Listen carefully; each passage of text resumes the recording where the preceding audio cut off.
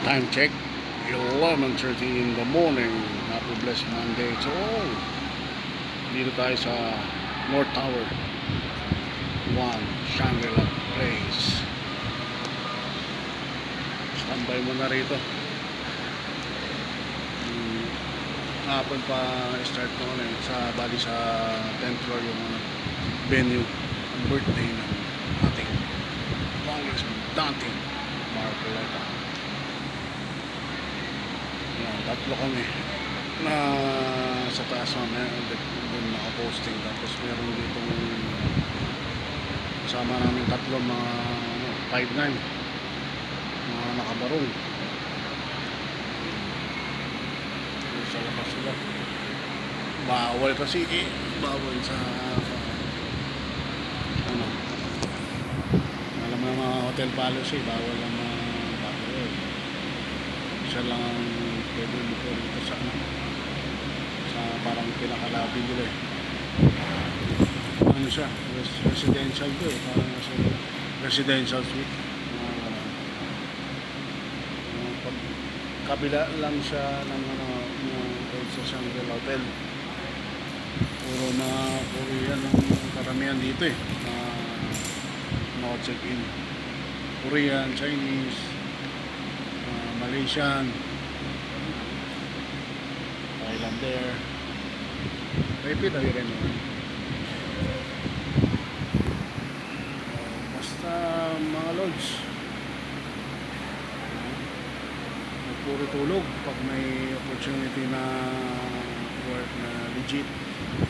Sunggab kagad, sunggab ng sunggab.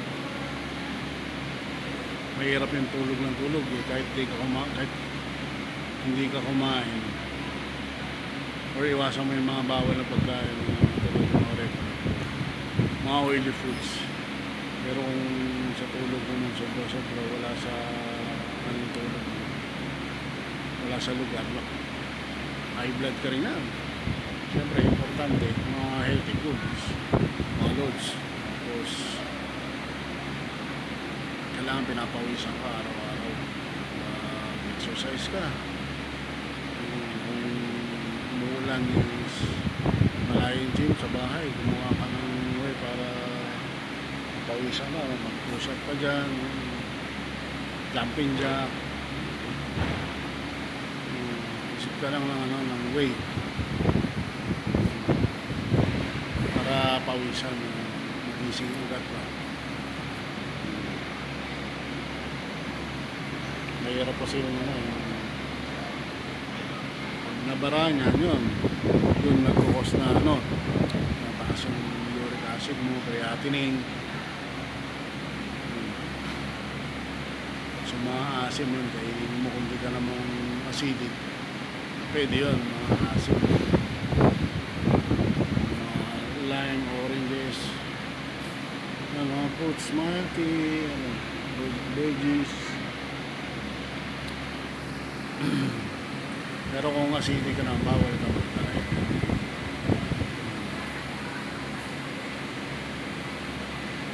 Mga lods, mamaya ulit parating na yung baby ko na palagi. So stay blessed. I'll be back when time comes. Bye bye.